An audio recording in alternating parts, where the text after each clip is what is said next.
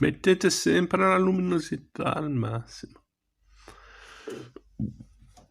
Minestrone Conad, 12 verdure selezionate.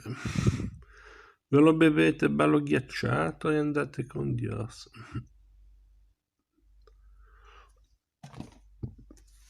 Eravamo rimasti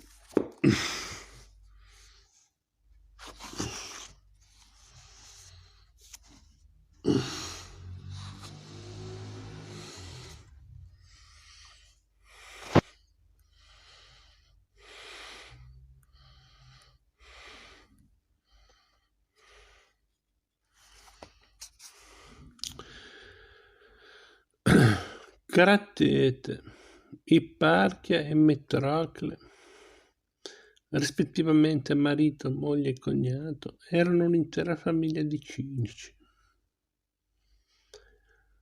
L'epoca è molto più tarda rispetto a quella di Antistene, tanto che riesce difficile credere che Crattete, il più anziano del gruppo, possa essere stato un discepolo di Diogene. L'acmè di Crattete, infatti, ovvero il periodo di massimo rigoglio, cade intorno al 323 a.C., quando Diogene il cane aveva già compiuto 80 anni. Pur essendo figlio di Asconda, uno fra i più ricchi di Tebe, Crattete visse in povertà per quasi tutta la vita.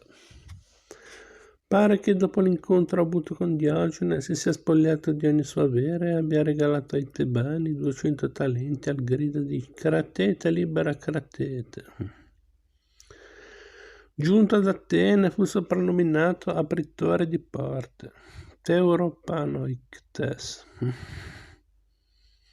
Turepanoiktes. Su Ida, edizione Westermann, pagina 429.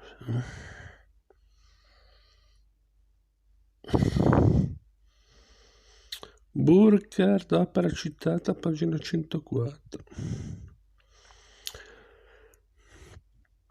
Per la cattiva abitudine di introdursi in casa della gente senza bussare al solo scopo di offrire massime di vita. Fisicamente non doveva essere bello e forse era anche un po' gobbo.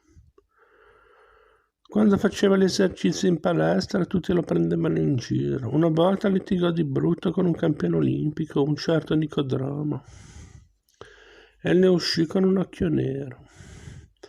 Il giorno dopo si girava per le strade di Atene con una scritta sulla fronte.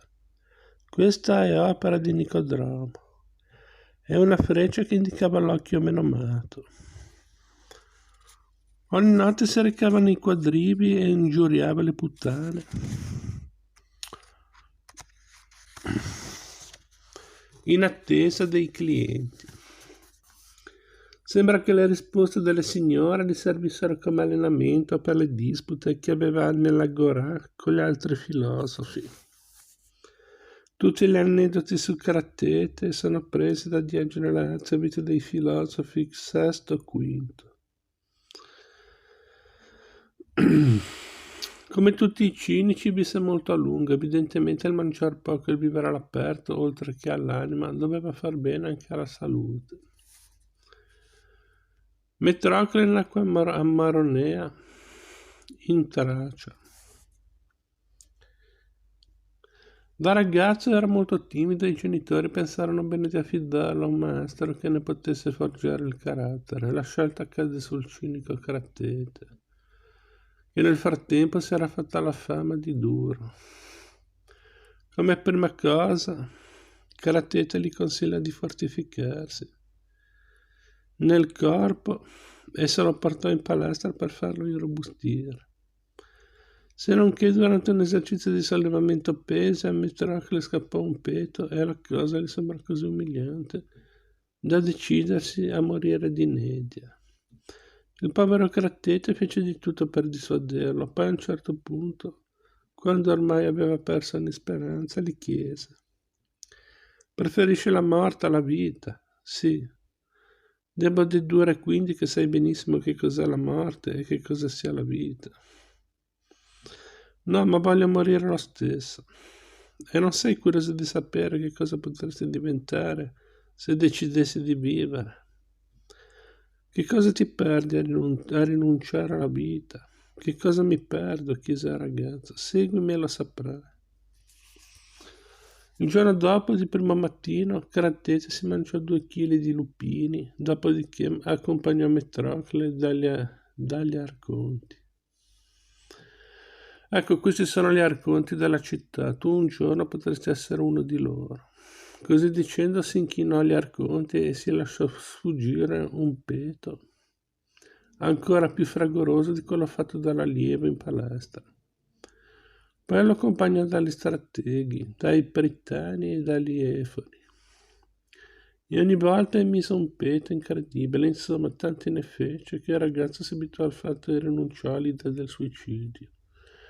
Metracle col tempo divenne un grande filosofo e morì a tardissima età, strangolandosi con le proprie mani. Ipparchia, la sorella di Metrocle, l'unica filosofa della nostra storia, doveva essere una gran bella ragazza, altrimenti non si spiega lo stupore di Diogene Laertio quando riferisce della sua unione con il vecchio Cratete. Pare che tutti i giovanotti più belli e più ricchi di Maronnea la volessero in moglie e che lei, pur di non perdersi il maestro, abbia minacciato il suicidio. I genitori di lei, poverini, si rivolsero allora allo stesso filosofo e lo supplicarono perché facesse qualcosa per dissuaderla. Cratete, che in fin dei conti non doveva poi essere tanto malvagio, cosciente della propria bruttezza, le si presentò davanti completamente nuda e le disse: ecco Ipparchia, questo è il tuo posto con tutte le sue ricchezze. E lei, da vera cinica qual era, se lo sposò lo stesso. Si accoppiarono in pubblico ed ebbero un figlio a cui misero nome Pasicle. Eratostene di Cirene.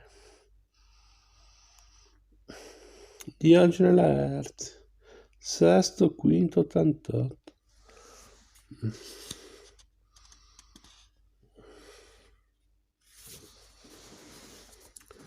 Il cinismo, più che una scuola filosofica, fu uno stile di vita. I cinici, una volta affrancati dai propri bisogni, si disinteressavano della politica, della fisica e di qualsiasi speculazione filosofica che non fosse l'etica. Si autodefinivano cittadini del mondo senza casa, senza città e senza patria. Di cinici ce ne sono sempre stati, in ogni luogo e in ogni epoca. Ne ricordiamo qui uno per tutti, tale Demonaccio, nato a Cipro nel 90 d.C. Demonaccio era un tipo che non dava fastidio a nessuno, semplice, sempre di buon umore, pacificatore, amico di tutti. Il popolo gli dava da mangiare senza che lui avesse bisogno di chiedere. Quando compariva in un'assemblea, gli arconti si alzavano in piedi e tutti osservavano il più assoluto silenzio. Divenuto molto anziano, pose fine alla sua vita astenendosi dal mangiare. Gli ateniesi gli tributarono onori funebri a spese dello Stato e coronarono di fiore la sua tomba. Evidentemente erano coscienti dei propri vizi e confrontandosi con lui si sentivano in qualche modo colpevoli.